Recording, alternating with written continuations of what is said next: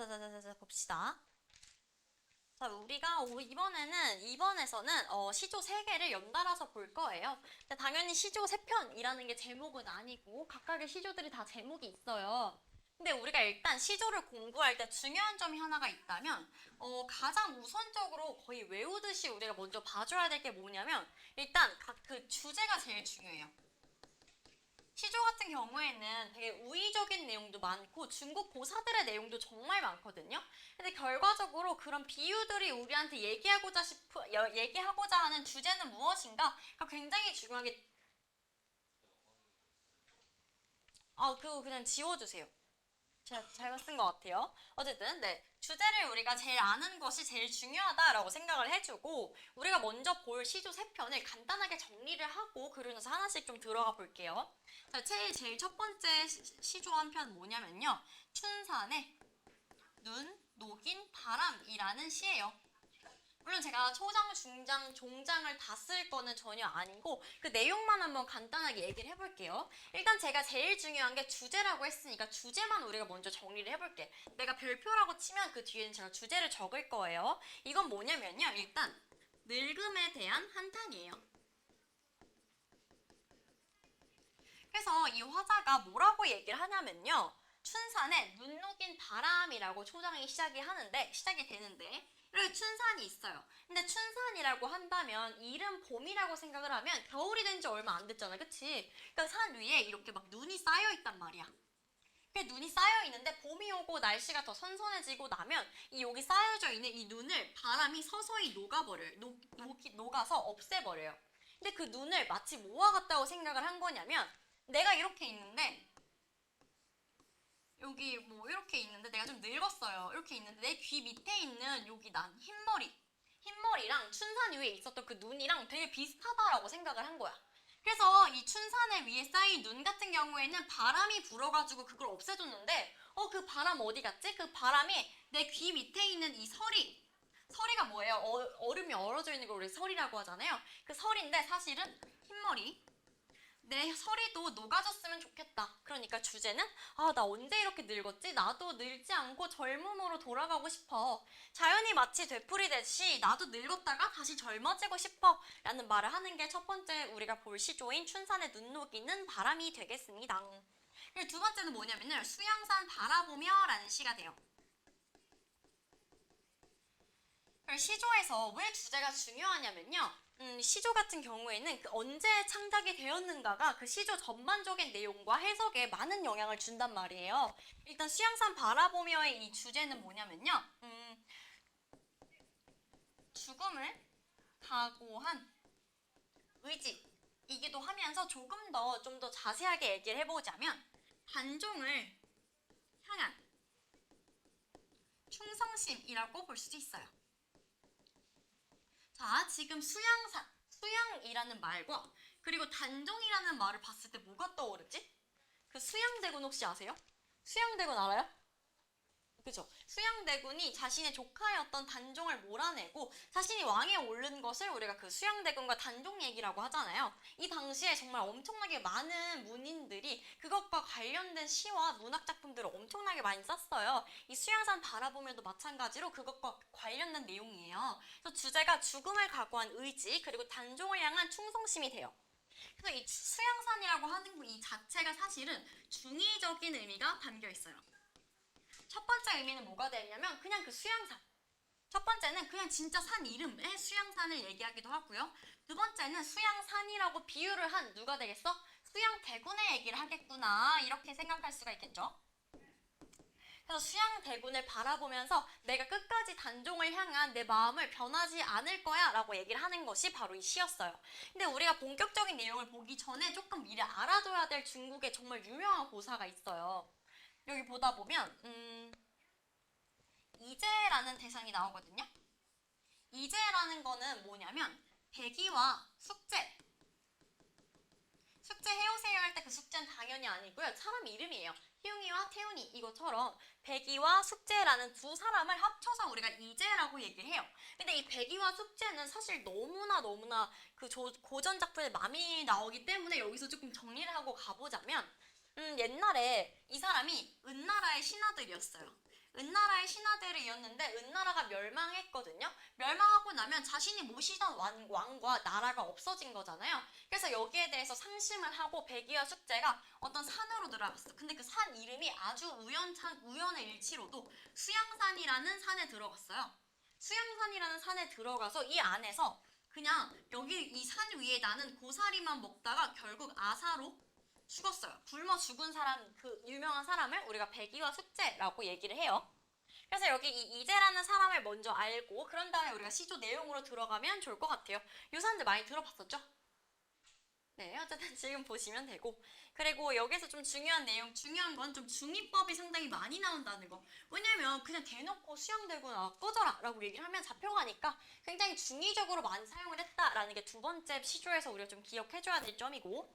그리고 세 번째는 뭐냐면 맷버들 갈희 꺾어 라는 시조이고요. 얘의 주제는 뭐냐면 얘는 사실 가장 그 배경과 상관없이 굉장히 간단한 주제인데 사랑의 표현 이기도 하고 혹은 어떻게 보면 이별의 정한이다 라고 보기도 해요.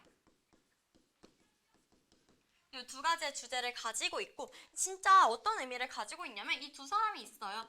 근데 약간 우리가 생각하기로는 둘이 약간 헤어진 것 같다라고 유추할 수가 있는 두 사람이 있는데 헤어졌어요. 그래서 내가 반대 임을 볼 수가 없지만 내가 임을 지금 볼 수가 없긴 하지만 내가 임한테 어떤 맷버들을 꺾어서 주고 싶다라는 거예요. 내가 뭐 맷버들을 꺾어서 임한테 주면 이미 그거 창밖에 꽂아두고 그거를 나인 것처럼 여겨주세요 라고 하면서 나의 사랑을 표현하고 있는 것이 바로 이 마지막 시조다.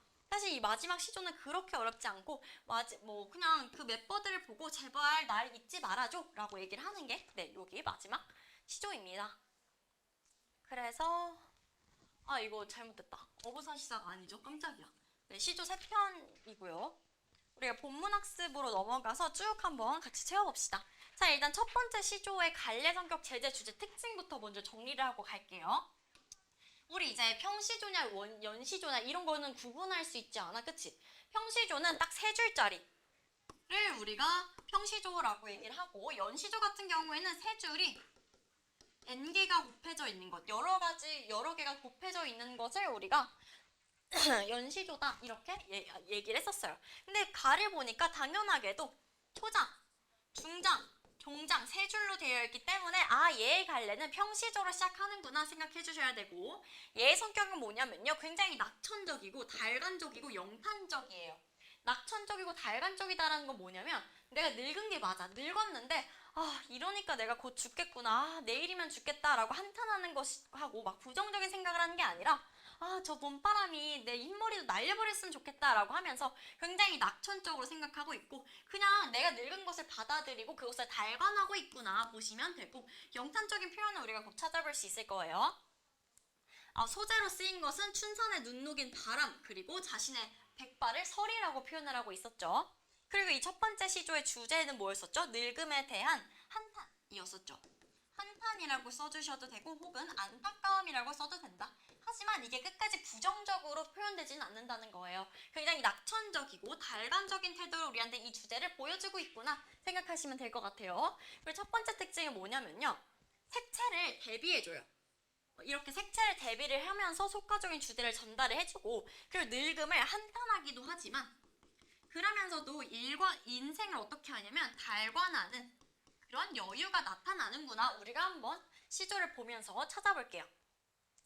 자, 초장에 보니까 눈 녹이는 춘산에 눈 녹이는 바람이 번듯이 불고 간대가 없다라고 나와 있어요. 자, 일단은 춘산이라고 했네요. 춘산이라고 하면 춘이라는 것 자체가 봄이라는 의미를 가지고 있기 때문에 얘 자체가 계절적인 배경을 가지고 있을 수밖에 없어요. 그리고 춘산이라고 한다면 일단 우리가 생각하기에 어떤 색채가 생각이 나지? 봄의 산이야. 그럼 무슨 색일 것 같아? 당연히 굉장히 푸릇푸릇한 청색을 떠올리게 돼요. 그래서 춘산에는 계절적인 배경도 들어가기도 하고 청색이라는 것도 들어가기도 한다. 그래서 춘산에 눈 녹이는 바람이 정말 건듯이 불고 간데 없어. 춘산에 눈 녹이는 바람 분명히 있었거든? 근데 다시 보니까 전혀 없네? 라고 얘기를 하고 있는 거고 계절적인 배경은 봄이 되겠죠. 그러면 이 춘산이라고 하는 것의 원관념은 뭘까요? 이 춘산이라고 하는 것의 원관념은 젊음이 되는 거예요. 그러면 젊음을 통해서 우리한테 춘산을 통해서 젊음이라는 의미를 보여주는 거, 이거 우리가 무슨 표현 방식이라고 하죠? 은유법이다 이렇게 얘기를 하죠. 그러니까 춘산에 눈 녹이는 바람이 건득 불고 간de없다는 내가 분명히 젊었었는데 다시 되돌아보니까 내가 어느새 이렇게 늙어버렸다 라는 말을 하고 있는 거죠. 춘산은 젊음을 가리킨다. 그리고 건듯이라고 하는 것은 무슨 뜻이냐면 문득, 잠깐이라는 뜻이에요. 화자는 봄바람이 산에 뭐를 녹이고 있다 그랬었죠? 산에 눈을 녹이고 그리고 봄바람이 사라진 모습을 묘사해주고 있죠. 그리고 눈과 춘산 사이에 색채 대비를 통해서 주제가 부각돼요. 여기 눈은 무슨 색이죠? 눈은 당연하게도 흰색이란 말이에요. 그래서 이 흰색과 청색이 대비가 된다. 그리고 밑에 쭉 보다 보면 이 설이라고 하는 것도 우리가 백발이었잖아요. 그러니까 얘도 마찬가지로 흰색을 가지고 있다. 그래서 제가 지금 동그라미로 표현한 것과 세모로 표현한 것 사이에 색채 대비가 나타난다. 기억해 주시면 될 것 같아요. 잠깐 그 바람을 빌려서 불게 하고 싶어. 어디에? 내 머리 위에. 그래서 내 머리 위에 불려서 귀 밑에 해묵은 서리를 녹여볼까 하노라라고 하면서 뭐뭐 하노라라고 하는 것은 영판법이 사용이 된 거죠. 그래서 여기서 바로 영판적 어조가 사용이 된 거구나 생각해 주시면 될 것 같고, 근데 이 해묵은 서리의 원관념은 뭐라 그랬었지? 이거 뭘 가리킨다고 했었어? 해묵은 서리라는 게? 이 화자의 머리 밑에 난 백발이라고 했었죠. 그래서 해묵은 서리의 원관념은 백발이고, 여기에서도 마찬가지로 은유법이 사용이 되었구나. 이렇게 보시면 되겠죠. 그래서 간단하게 정리하자면 은유법이 사용이 됐다. 젊음은 춘산에, 그리고 백발은 서리에 비유가 되어 있었고요. 그리고 또 색채 대비가 나타났었죠. 누구와 누구? 춘산과 눈 그리고 서리 사이의 색채 대비. 초록색과 초록색이냐 아니면 흰색이냐에 따라서 색채 대비가 나타났었구나. 요거까지 같이 봐주시면 될 것 같아요. 그래서 결과적으로 제일 중요한 주제는 뭐다? 늙음에 대한 한탄, 안타까움을 우리한테 보여주고 있고, 그것을 굉장히 낙천적이고 달관적으로 우리한테 보여주고 있는 게 첫 번째 시조구나. 이렇게 보시면 될 것 같아요. 그러고 나서 수양산 바라보면 이제를 하나로라라는 두 번째 시조로 넘어가 볼게요. 일단은 얘의 갈래도 마찬가지로 지금 초장, 중장, 당연히 밑에 종장 세 줄짜리이기 때문에 당연하게도 평시조라고 체크해 주셔야겠죠. 그리고 얘는 절의적, 절의적은 뭐냐면 굉장히 단단한 내 의지를 보여준다 이런 말인 거고, 비판적이고 풍자적이에요. 누구를 비판하고 누구를 풍자하는 거겠어? 지금 수양대군이 왕이 된 그 현실 자체를 우리한테 비판하고 풍자하고 있다 이렇게 생각해 주시면 되겠죠. 그리고 이 제재는 뭐냐면요, 백의와 숙제의 고사예요. 아까 백의와 숙제가 누구라 그랬었어? 이렇게 얘기해. 그죠. 은나라에서 수양산으로 들어가서 딱 고사리만 먹고 살았던 사람이거든. 근데 그 사람들을 우리한테 비판해주면서 자신의 생각을 보여줘요.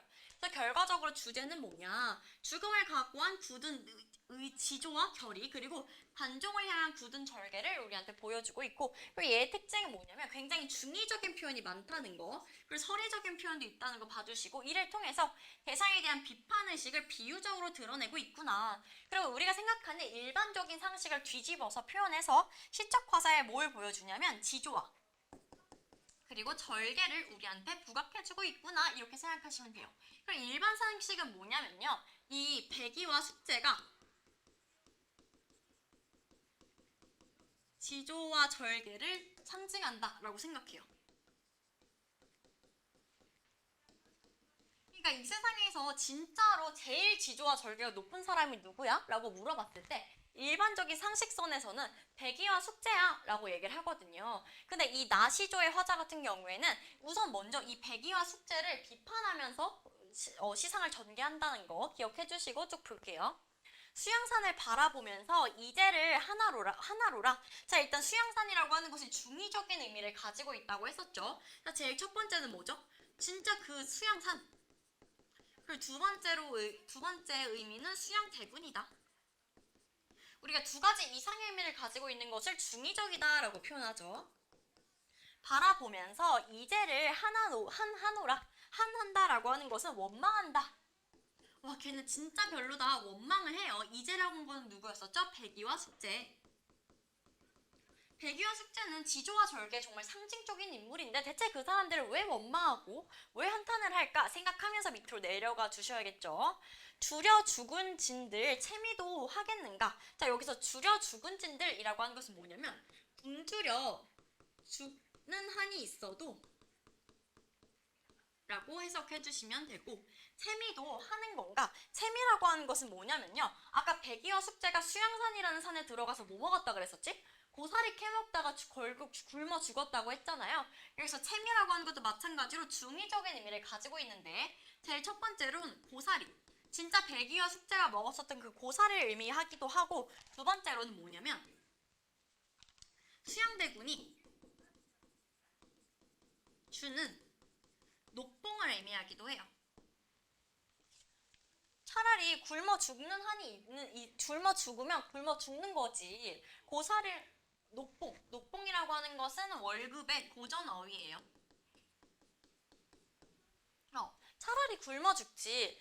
고사리는 왜 먹어? 아니면 수양대군 밑에 있을 거면 차라리 그냥 죽어버리지. 대체 수양대군의 신하로 왜 있어? 지금 우리의 단종이 폐위가 됐는데 이렇게 얘기하는 게 지금 중장인 거고, 비록 푸세의 거신들 그 뒤 땅에 났더냐. 자, 여기에서 일단 고사리라고 우리가 한번 생각을 해보면 비록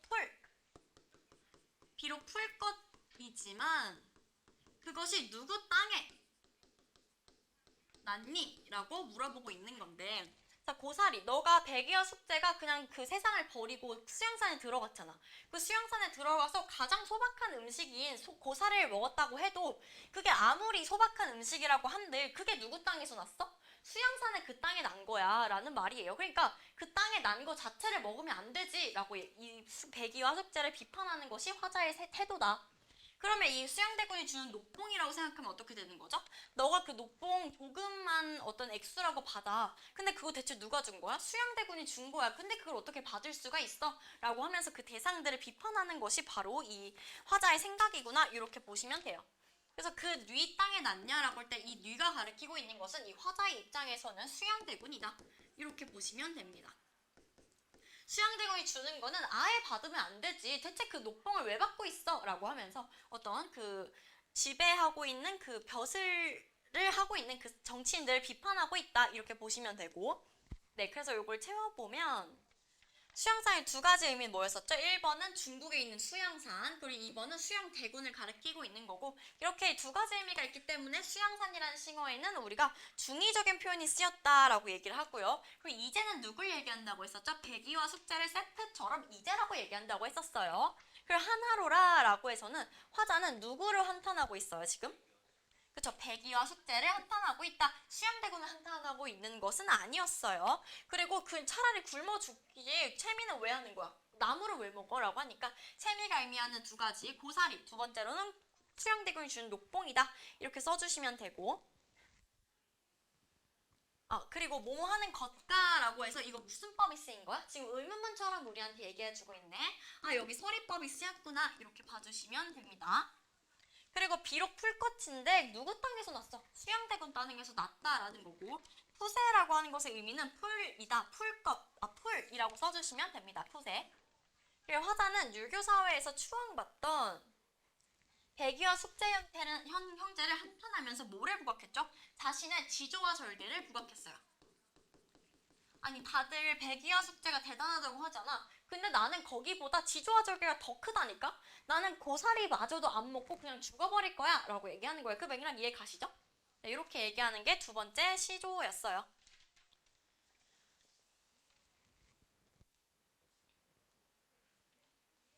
그리고 갈래 세 번째 시조에 갈래도 한번 적어볼게요.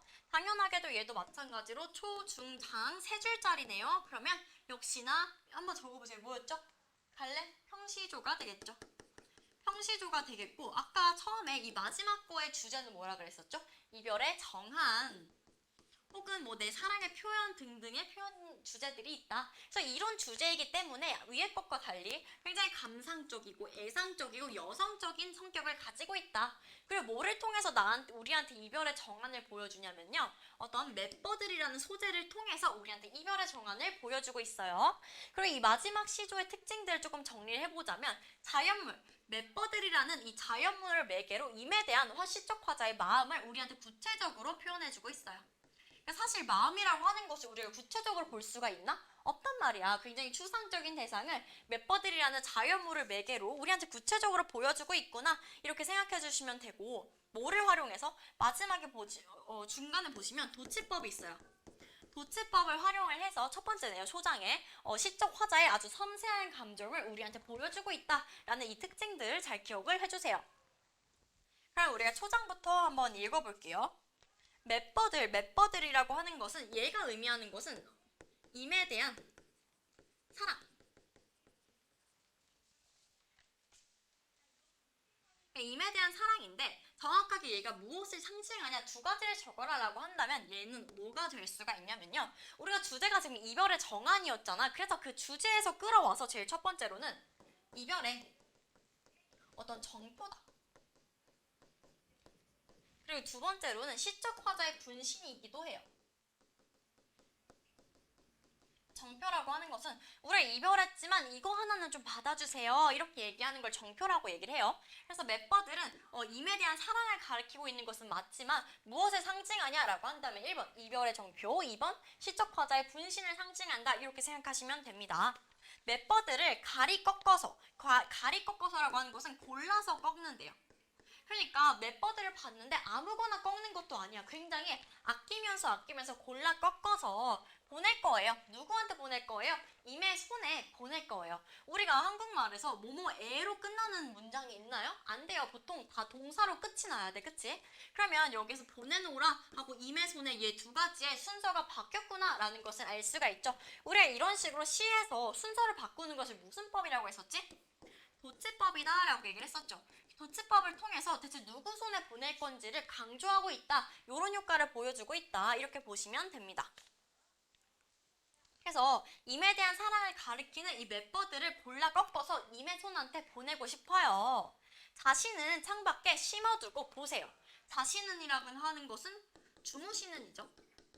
당신이 주무시는 그 창 바깥에 이 내가 드린 멤버들을 심어두고 제발 봐주세요, 이렇게 얘기하고 있어요. 그러면 주무시는 창밖에 심어두고 보소서라고 할 때 누가 주무시고 있는 거야?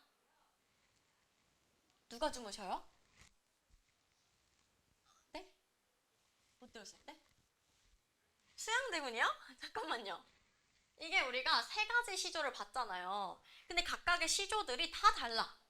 지금 우리가 수양대군 얘기를 했던 거는 여기 나의 시조에서 봤던 게 수양대군 내용인 거고, 수양대군 내용은 이제 비록 후세 거신들 그 누이 땅에 났더니 라고 하면서 여기서 끝이 난 거야. 그래, 그쵸. 이거 헷갈릴만 하긴 해요. 그리고 나서 다에서 새로운 시조가 시작이 된 거니까 위에서 우리가 봤던 가와 나 시조와는 완전히 다른 시조예요. 그쵸? 아예 다른 애들인 거야. 그래서 여기에서 누가 주무시냐면 당연히 내가 지금 맷버들을 골라 꺾어서 임의 손한테 보냈잖아. 그러면 그 맷버들이 지금 누구 손에 간 거야? 임의 손에 간 거잖아. 그리고 당신이 주무실 때 제발 제가 드린 맷버들을 창밖에 심어두고 한번 봐주세요 라고 얘기하고 있는 거니까 여기서 말한 자신의 그 행동의 주체는 당연하게도 님이 되겠죠. 어? 사실 상관없어요. 임이라고 하든 님이라고 하든 님이라고 합시다. 여기 한번 님이라고 되어 있긴 하니까 여기도 그냥 님이라고 할게요. 네. 근데 주무시는데 그 멤버들을 꼭 껴안고 다 안아달라고 했나요? 아니죠. 그것도 창 안도 아니고 창 밖에 두고 주무세요. 그리고 그냥 절 봐주세요 라고 했으니까 이 사람들이 헤어진 게 맞구나 라는 것을 우리가 조금 어느 정도 유출할 수가 있게 되는 거예요. 그리고 마지막 연을 보니까 밤비에 새입이 곧 나거든 날인가도 여기셔서 자 주무시는 창밖에 내가 드린 맷버들을 심었어요. 근데 주무시는 동안에 뭐가 났다는 거야? 밤비가 내렸다는 거예요. 밤비가 내리고 나면 어떤 일이 일어나냐면 맷버들의 새입이 곧 나게 된대요. 그렇게 맷버들의 새입이 나게 된다면 그 맷버들이 나인 것처럼 여겨주세요 라고 나와 있는 거죠. 그래서 마지막 그 종장에서는 우리가 뭘 알 수가 있냐면 비록 헤어졌음에도 불구하고 화자의 마음이 항상 임과 함께 있구나.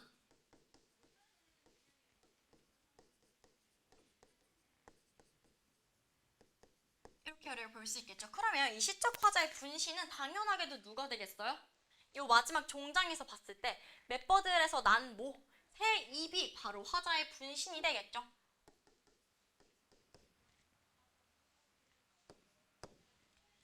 여기 얘기를 했으니까 멤버들에 만약에 새 입이 나잖아요? 그럼 그거를 나라고 생각해주세요 라고 대놓고 나와 있으니까 당연하게도 시적 화자의 분신은 새 입이다 이렇게 생각해주시면 되겠죠. 자, 여기 우리가 벌써 지금 시조 세 가지를 다 봤었고 출제 포인트로 좀 나올 만한 것들을 한번 또 같이 적어봅시다. 자, 일단 제일 먼저 이 시조의 형식상의 특징이 진짜 너무너무 중요해요.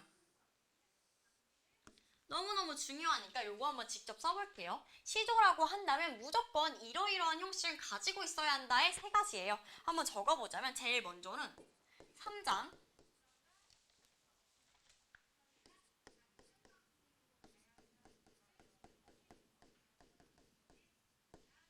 3장 6구 45자 내외여야만 하고 네. 그리고 우리가 고려가요 같은 경우 우리가 저번에 봤었잖아. 고려가요라고 한다면 걔는 몇은 뭐야? 고려가요의 정말 명확한 특징은 꼭 몇은 보여야만 한다가 있었죠? 고려가요는 무조건 3은 보여야 돼. 3은 보여야 되는데 지금 이 시조가 됐어. 고려가요에서 넘어와서. 그러면 이 시조는 몇은 보겠어요? 조금 한 번 조금 발전됐기 때문에 얘는 4음보예요. 시조는 무조건 4음보고요. 그리고 3, 4조 이거나 또는 우리가 얘를 4, 4조다 이렇게 불러요. 한번 사음본지 확인을 해볼까?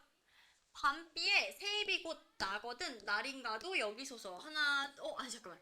밤비에 새입이 곧 나거든 날인가도 여기소서 이러면서 지금 4번으로 끊어 있는 것이 우리한테 가장 편하게 되잖아요. 그렇기 때문에 사음보구나 이렇게 얘기할 수가 있고 3, 4조, 4, 4조라고 하는 것은 뭐냐면 세 글자가 반복되고 그 다음에 네 글자 반복되고 네 글자 반복되고 네 글자 반복되고를 3, 4조, 4, 4조라고 이렇게 우리가 얘기를 해줘요. 그리고 마지막에 시조의 가장 중요한 특징이 뭐냐면 종장에 있어서 종장의 첫 음보가 3음절이어야 한다 라는 것이 가장 중요한 시조의 특징이다. 이렇게 우리가 볼 수 있습니다. 이 세 가지는 충분히 너무나 문제로 잘 나올 수 있기 때문에 무조건 기억을 해주세요. 그러니까 우리가 위에서 봤던 세 가지 시조 중에 하나를 보기에 주고 다음 시에 뭔가 특징으로 적절하지 않은 것은 이라고 하면서 이 세 가지 중에 하나를 내면 약간 헷갈릴 수가 있다는 거죠. 왜냐면 우리가 명확하게 확인할 수 없는 것들도 있기 때문에 그러니까 얘네들은 무조건 암기를 해주셔야 돼요. 그리고 출제 포인트 두 번째로 우리가 볼 수 있는 것은 뭐냐면 시조의 그 문학사적인 의미가 있는데 그게 뭔가가 조금 중요하니까 이것도 한번 봐볼게요. 고려 후기에 발생한 시조는 사대불의 미의식과 정신세계를 표현하는 데 가장 알맞은 문학 양식이다. 사대부다라고 하니까 여기 이 시조는 양반들이 향유하던 문학이구나 라는 것을 알 수가 있겠죠. 그 이유는 굉장히 간결하면서도 안정적인 형식, 우리 위에서 시조의 형식들 잘 쓰면서 같이 봤었죠. 고려 후기에 시작이 되어서 가장 그 시조가 정수가 되었던 것은 조선이다 이렇게 보시면 돼요. 시작은 고려 후기가 맞긴 하지만 고려 후기에는 그렇게 많은 작품이 있진 않았었고 하지만 사대부 남성만 향유한 것은 아니었고 다양한 계층의 작가들이 이 갈래를 통해서 저마다의 생각과 감정을 표현을 했대요. 또한 연시조나 사설 시조처럼 평시조 형식을 변형한 작품이 창작될 수도 있었다. 시조가 다른 갈래보다 오랜 생명력을 지니게 된 해에는 이와 같은 갈래의 특성이 반영되었다. 왜 오랜 생명력을 가졌다는 거야? 굉장히 변형된 작품들이 창작될 수가 있었다. 그리고 안정적인 형식을 가지고 있었다. 그렇기 때문에 오랜 생명력을 가졌구나. 우리가 이렇게 정리할 수가 있겠죠. 그러면 시조 나와 나를 우리가 조금 구분을 할 수가 있거든요. 가와 나 같은 경우에는 명확하게도 정말 사대부 남성이 쓴 거다라고 우리가 봐줄 수가 있어. 나 같은 경우에는 수양대군을 알고 있고 백이와 숙제라는 그 중국 고사까지 알고 있으면 무조건 사대부 남성이고 가도 마찬가지죠. 가도 굉장히 남성적인 어조다. 우리가 이렇게 볼 수 있는데 다 같은 경우에는 어때요? 딱 봤을 때 우리가 고정적인 시선을 가지고 봤을 때 여성적인 어조가 있다라고 볼 수가 있잖아요. 그래서 우리가 가와 나를 나눠줄 수가 있어요. 가와 나 같은 경우에는 누구의 미의식과 정신세계를 표현한 걸까요? 보기에 따르면 양반 여기 정확히 나와 있는 그 어휘를 우리가 써보게 된다면 사대부가 되겠죠. 사대부들의 미의식과 정신세계를 표현한 것이 바로 가, 나, 시조였고, 그럼 다는 뭘까요? 근데 다 같은 경우에는 사실 특정한 계층이에요. 어떤 특정한 계층이었냐면요. 이 다라는 작품을 쓴 사람은요. 기생이었어요. 기생이 양반한테 자신을 찾아와 줬었던 그 양반한테 다가가서 날 사랑해주세요 라고 얘기할 수는 없잖아. 기생이니까. 기생은 누가 결혼할 수가 없으니까요. 그러니까 나를 사랑해주기는 하되 나를 찾아오지 않더라도 제발 나를 잊지 말아주세요 라는 얘기를 담은 것이 바로 시조 다였어요. 뭔가 그 화자가 기생이다 라고 하니까 다의 그 의미가 조금 더 잘 와닿지 않나요? 네, 그래요. 그렇습니다. 우리가 그래서 지금 시조 세 가지를 봤었고요. 잠깐 시간 드릴 테니까 가젤고의 그 기출들을 한번 쫙 풀어봅시다.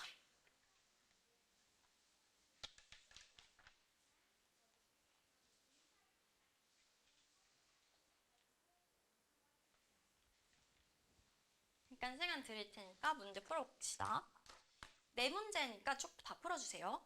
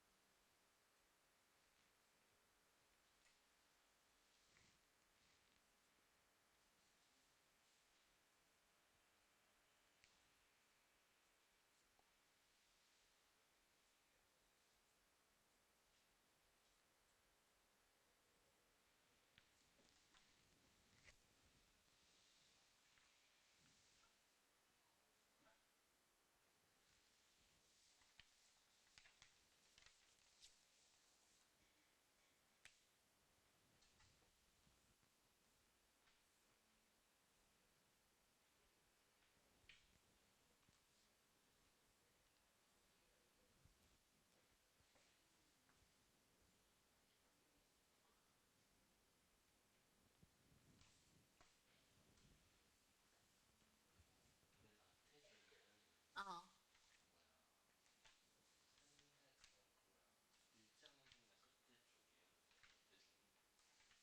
어디 때냐고? 맞아요. 그때쯤이에요.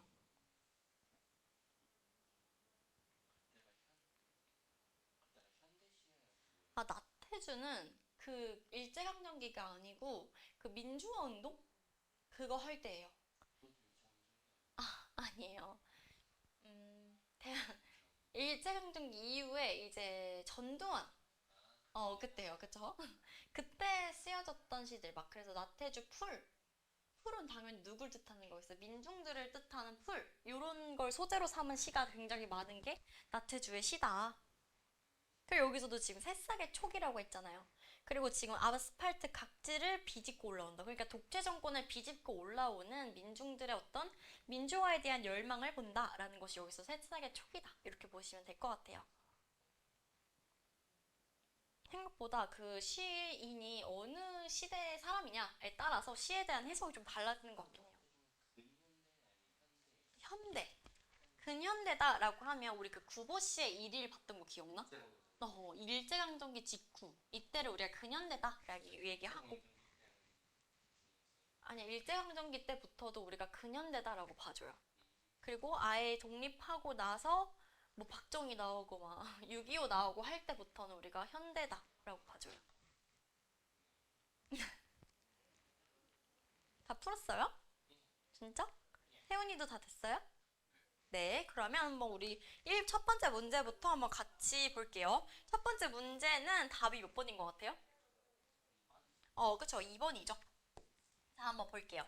나는 가와 달리, 자, 일단 나와 가와 나, 뭔지 다 아시죠? 우리가 봤던 그거와 그냥 그대로인 거예요. 나는 가와 달리 서리적 표현으로 대상에 대한 생각을 효과적으로 드러낸다. 맞죠? 가에는 서리적인 표현이 전혀 없었고요. 나에만 서리적인 표현이 분명히 있었어. 어디 있었지? 나에?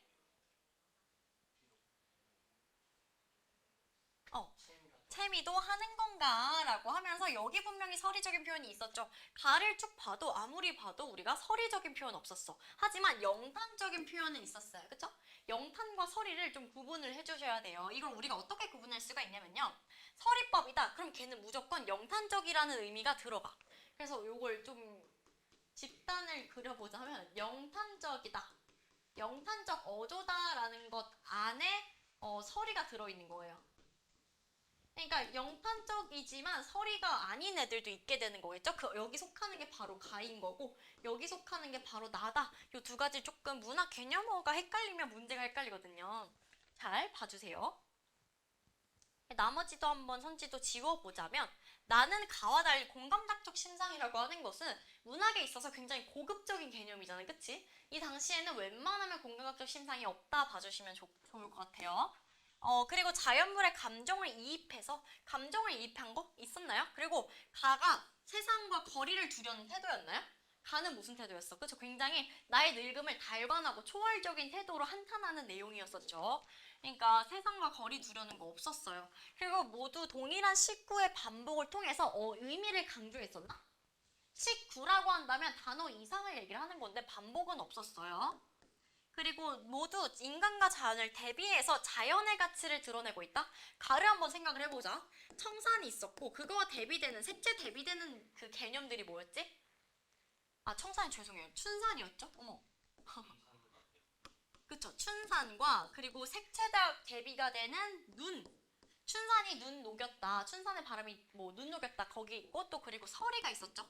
나의 백발을 드러내는. 춘산이 가리키는 것은 젊음이었어요. 기억나시죠? 요 서리가 가리키는 것은 백발, 늙음이었다. 근데 그걸 통해서 자연의 가치를 드러내지는 않았었어. 그치? 그러고 나서 우리가 또 나를 생각해보면 나는 전반적으로 무슨 내용이었었지? 수양산 바라보며 이제를 하나오라 라고 하면서 백이와 숙제를 비판하면서 사실 걔네 지조와 절개 완전 정수라고 아니야. 누가 더 지조와 절개가 뛰어나?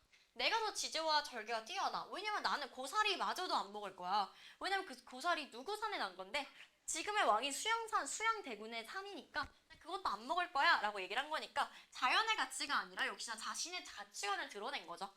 그래서 다 틀렸고 답이 2번이다. 문제 푸는데 어려움이 없으셨을 것 같아요. 그리고 두 번째 문제는 답이 몇 번인 것 같아요? 맞아요. 3번 맞아요. 3번 한번 볼게요. 나에서는 일반적인 상식을 뒤집는 표현을 통해서 화자의 굳은 절개와 지조 맞죠? 딱 맞죠? 일반적인 상식이 원래 뭐였었지? 배기와 숙제를 긍정적으로 봐, 부정적으로 봐. 일반적인 상식에서는 그쵸? 배기와 숙제를 긍정적으로 보는데 이 사람 같은 경우에는 부정적으로 비판하면서 자신의 지조와 절개를 강조했다. 너무 맞는 말이었죠? 깊은 좌절감이 있었나? 아니었죠. 굉장히 재밌게 뭔가 우리한테 웃음을 주기 위한 정도로 달관하고 초월했어요. 전혀 아니고 흔적이 없는 바람을 통해서 망국의 무상감이네요. 전혀 주제와 맞지 않았어요. 아까 시조를 공부할 때 주제가 제일 중요했다고 하는 게 문제로 선지화되는 것도 주제와 연결이 되어 있거든요. 수양산을 바라보는 모습을 통해서 충절을 충절이 뭐죠? 충성심 그리고 절개잖아요. 반드시 수양대군만을 저는 모실 거예요. 전혀 반대죠. 오히려 얘를 바꾸자면 단군에 대한 충절이라고 얘기할 수가 있겠다. 미쳐. 단정이죠? 수양대군 해가지고 이제 또 단군이 나와버렸네요. 그러니까 근데 우리가 단군 신화도 했었잖아. 주몽 신화 하면서 그래서 그래요. 그리고 다에서는 자신을 두고 떠나는 임에 대한 원망의 정서. 임을 감히 원망하지도 못했어. 왜냐면 사실 이 화자는 누구였다고요? 기생이라 그랬어요. 기생이라고 하는 그 계급은 원래 누군가의 남자의 어떤 여자가 될 수 없었어요. 첫 번째 아내가 될 수 없는 존재이기 때문에 감히 원망조차 할 수 없고 제가 저를 찾아오지 않으시더라도 제가 맷버드를 꺾어서 보낼 테니까 제발 그걸 보고 저를 잊지 말아주세요 라고 얘기하는 게 두 번째, 마지막 다시조였었죠. 그래서 답은 3번이다. 잘 푸셨고요. 자, 세 번째 문제. 얘는요. 요런 게 은근히 좀 헷갈리잖아. 그쵸? 1번이었어요. 자, 일단은 우리가 먼저 생각해봐야 될 것은 그러면 멤버들의 상징적인 의미가 뭐였는지를 먼저 생각을 해봐야 될 것 같아. 멤버들의 상징적인 의미가 뭐가 있었지? 그쵸? 가장 중요하게 우리가 봐야 될 것은 화자의 분신이었어요. 저 대신에 이 멤버들을 꺾어 보낼 테니까 나라고 여겨주세요 라는 의미였었죠. 그럼 우리가 쭉 볼 때 화자의 분신을 나타내는 게 있나를 보면 되는데 김소월의 진달래꽃에는 그럼 분신이 어디 있어요? 그쵸. 영변의 약산 진달래꽃을 아름따다 가실길에 뿌려드리고 싶어요 라는 하고 있는 이 진달래꽃이 바로 화자의 분신이었고 우리가 아까 멤버들을 그냥 어디서 주워왔나? 아니었어요. 굉장히 갈해 꺾어 그러니까 골라서 꺾었다라는 말이 있는 것처럼 영변의 약산이라고 한다는 것은 그렇게 쉬운 산이 아니었어요. 그러니까 굉장히 나의 정성을 담은 나의 분신이에요 라는 말이 유사하기 때문에 1번이 답이다 이렇게 보실 수가 있겠고 네. 모래는 모두가 작지만 고집센 한 알이다. 그러나 한 알만의 모래는 없다. 한 알 한 알이 무수하게 모여서 모래다. 이것도 마찬가지로 이 모래가 가리키는 것은 아마 대중일 거예요. 이 나태주와 2번이랑 4번이 굉장히 비슷한 시기에 쓰여진 시이기 때문에 대중의 어떤 민주화에 대한 바람 이런 것들을 모래라고 할 거예요. 한 명의 사람은 굉장히 약하지만 여러 요래가 모이면 우린 다 할 수 있어 이런 뭔가 의지를 북돋는 내용이었고 그래서 4번도 마저 보면 여기 새싹의 촉을 본다. 두껍고 단단한 아스팔트 각질을 비집고 솟아오른다. 그러니까 그 굉장히 마이너스 현실을 다 이겨내려는 플러스적인 새싹의 촉인 거고 이것도 마찬가지로 대중이라고 했었죠. 3번을 보면 죽을 날까지 하늘을 우러러서 한 점 부끄러움이 없기를 잎새에 있는 바람에도 나는 괴로워했다. 이 바람은 무슨 기능을 하고 있을까? 뭔가 자신의 어떤 괴로움을 심화시키는 그런 존재이기 때문에 나의 어떤 분신이라고 할 수는 없다. 그리고 2번, 4번 같은 경우에는 화자가 있고 화자가 무언가를 관찰하면서 본 거야. 그치? 내가 무언가를 관찰했다는 것은 그게 내가 될 수는 없단 말이야. 거울을 잊지 않는 한. 그래서 다 아니게 되는 거죠. 그리고 새벽에 깨어나서 반짝이는 별을 보고 있으면 이게 바로 뭐다? 희망의 샘이다 라는 의미가 되는 건데 역시나 무언가를 관찰자 입장에서 보고 있기 때문에 내가 관찰하는 게 나의 분신이 될 수는 없어요. 그래서 1번이 답이다. 잘 푸셨고 요 마지막 문제는 몇 번일까요? 네, 4번이 맞습니다. 왜요? 이거 어떻게 고쳐야 돼? 경멸, 그쵸? 화자가 굉장히 추구하지 않아요. 추구하는 사람들을 비판한다. 이렇게 생각해 주시면 되겠죠? 그러니까 그거마저도 먹으면 안 되지 라고 생각을 하는 게 바로 푸세앳 거신들이란 뜻이었죠. 푸세가 바로 풀이었죠. 초장의 수양산은 중의적인 표현이었어요. 첫 번째는 중국의 수양산, 두 번째는 수양대군이었다. 그리고 이제 같은 경우에는 백이와 숙제 얘기했었고 일반적인 상식선에서는 얘를 긍정적으로 생각하지만 이들의 행적에 대해서 부정적으로 얘기하고 있다. 태미는 고사를 캐는 일로 그쵸 백이와 숙제의 고사를 상기시키는 일 맞죠? 그 누구 땅에 났냐라고 할 때 뉘는 주나라 무왕 주나라 무왕이라고 할 때는 우리가 진짜 중국의 수양산으로 해석할 때는 주나라의 무왕이 될 수 있고 우리가 수양대군으로 해석한다. 그렇다면 굳은 절개로 우리가 볼 수가 있게 되는 거겠죠. 그래서 답이 4번이고 잘하셨어요. 우리가 가제열고 기출문제를 풀어봤을 때 사실 어때요? 어렵지는 않아요. 아니 지금 여기 얘네들이요. 네. 우리가 계속 늘 작품 하나하나씩 볼 때마다 가제열고 기출문제도 같이 딸려서 풀었잖아요. 근데 전반적으로 난이도가 진짜 아무리 못하겠다 정도는 아니에요. 그러니까 남은 시간 동안 좀만 더 열심히 하시면 아무리 여태까지의 성적이 어땠든 그런 거 상관없이 좀 잘 볼 수 있다라고 생각을 해서 좀 같이 열심히 좀 해보세요. 네. 그래 나서 출제 포인트 세 번째 우리가 봐야 될 것은 뭐냐면요. 현대의 그 시조와 한번 비교를 해줘야 돼요. 아까 우리가 생각하기에 사실 시조라고 하는 것은 고려 후기에 시작이 돼서 그 시조의 정수라고 볼 수 있는 것은 사실 조선시기였어요. 조선시대였어요. 근데 그렇다면 이 시조가 현대에는 없는 걸까? 그건 또 아니라는 거지. 사실 현대에도 이 시조가 이어지고 있다. 하지만 그 과거에 우리가 봤었던 그 시조 형식들 기억나시죠? 그것과는 어느 정도 차이점이 있다라는 걸 기억을 해주시고 우리 현대 시조를 한번 봐볼 거예요. 자, 우리가 볼게 될 시조는요. 시조라고 하면 아까 몇 줄이라고 했었지? 상장, 육구, 45장 내외라고 했었잖아. 그러니까 초장, 중장, 종장 요 세 가지가 있어야 되는데 현대의 시조도 마찬가지라는 거야. 보면 딱 세 줄이에요. 한 줄, 두 줄, 세 줄. 물론 조금 예외 상황이 있긴 하지만 전체적으로는 3연으로 구성되어 있구나. 갈래가 현대 시조고 그리고 얘는 성찰적이고 제재는 아김의 꽃이라는 꽃을 주제로 우리한테 주제를 나타내 주는데 어떤 주제를 우리한테 보여주고 있냐면 자기 중심적이었던 자신에 대한 어떤 성찰을 하고 있어요. 그리고 얘의 특징은 뭐냐면 아까 우리가 그 시조의 특징은 몇 음보라고 했었지? 고려 가요가 3음보고 그거보다 조금 발전했기 때문에 몇 음보? 그쵸, 4음보라고 했었잖아. 그래서 얘도 마찬가지로 시조기 때문에 4음보가 반복이 되어서 우리한테 운율을 느끼게 해주고요. 그리고 꽃의 외향적인 모습을 시적 화자의 성찰적인 모습과 관련을 지어가지고 우리한테 좀 더 효과적으로 주제를 드러내고 있다라고 했으니까 이 시를 한번 같이 볼게요. 한때 세상은 날 위에 도는 줄 알았대요. 자, 과거에 난 어떻게 생각했다는 거야? 날 위해서 세상이 돌고 있다라고 하면서 굉장히 과거에는 자기 중심적이었구나 볼 수가 있죠. 나를 위해서 돌돌 감아오르는 줄 알았지. 계속 지금 돌돌 감아오르고 지금 분홍 치마 계집애라고 하는 그 지칭하는 그 대상이 뭐겠어? 우리가 제재에서 보면 알 수 있듯이 아김의 꽃이죠.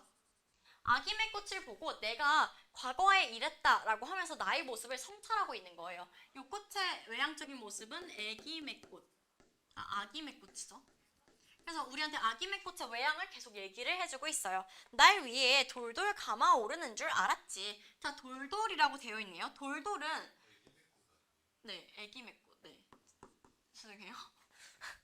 나 꽃 이름 좀 헷갈려가지고 네, 날 위에 돌돌 감아오르는 줄 알았지. 또 누가? 아김의 꽃이. 근데 돌돌 감아오른다라고 하는 것은 일단은 음성상징어거든.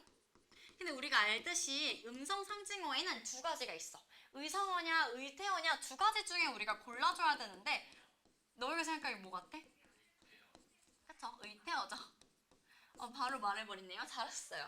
의성어는 소리를 나타내는데 꽃이 이렇게 자라는 그 모습이 소리가 나진 않을 거야. 그러니까 네, 의태어예요. 그 모습을 우리한테 표현을 해주는 의태어다라고 생각해 주시고 그리고 마지막에 보면 돌길에 쪼그려 앉은 분홍치마 계집애. 그럼 이 분홍치마 계집애는 누군가를 비유하고 있는 거야. 그치? 그러면 우리가 비유하고 있을 때 두 가지의 관념이 나와. 비유에 있어서 무슨 관념이 나왔었지? 원관념이 나오고 그것을 비유를 해주는 보조관념이 나와요. 예를 들어서 사과 같은 내 얼굴이라고 한다면 내 얼굴은 원관념일까 보조관념일까? 사과 같은 내 얼굴. 진짜 내가 원래 하고 싶은 말은 뭐야? 그치? 그러니까 원관념이 내 얼굴이 되는 거고 보조관념인 사과가 되는 거거든요. 그럼 여기서 끌고 오면 분홍치마 계집애는 뭐가 되겠어? 원래 이 사람이 하고 싶은 말이 뭐야? 지금 애기의 꽃에 대한 내용을 얘기를 해주고 있는데 그 애기의 꽃을 누구한테 비유하고 있어? 들길에 쪼그려 앉은 분홍치마 계집애로 비유하고 있으니까 이 분홍치마 계집애가 바로 보조관념이 되는 거고 그러면 얘에 대한 원관념은 다시 얘기하자면 누구라고요? 애기의 꽃이 되는 거구나. 이렇게 보조관념과 원관념을 좀 해주시면 될 것 같아요. 그리고 우리가 시조 중에 그 마지막 특징 중에 뭐가 있었지? 종장에 첫 음절에 3음보가 온다라는 거 기억나시죠? 그러니까 3음절이 온다겠죠? 그것처럼 여기도 지금 초장, 중장, 종장이라고 했을 때 종장의 첫 음절에 3음절이 오고 있구나. 요거는 유지가 되고 있구나라는 거 기억해 주세요. 그래서 사실 시 자체는 너무나 아무 내용이 없어요. 그냥 그렇구나 생각하시면 되고 보조관념이 뭐고 원관념이 뭔지에 대한 개념만 좀 잡고 내려가시고 사실 우리한테 중요한 것은 이거야. 조선시대의 그것과 현대의 시조에는 어떤 공통점과 차이점이 있는지를 봐주시면 되는데 자 일단 공통점부터 정리를 해볼게요. 공통점은요. 세 가지가 있어요. 자 일단 첫 번째 공통점은 3장 6구가 유지가 되고 있다라는 거예요. 그러니까 초장, 중장, 종장으로 되어 있고 6구로 되어 있다라는 것까지는 일단 유지가 되고 있어. 그리고 두 번째로도 뭐가 유지가 되고 있냐면요. 아까 3음보라 그래서 4음보라 그랬어. 4음보라 그랬었죠. 4음보의 율격은 유지가 돼요. 자, 그리고 세 번째로 기억을 해줘야 되는 것은 아까 뭐였죠? 종장의 첫 음보가 삼음절이다.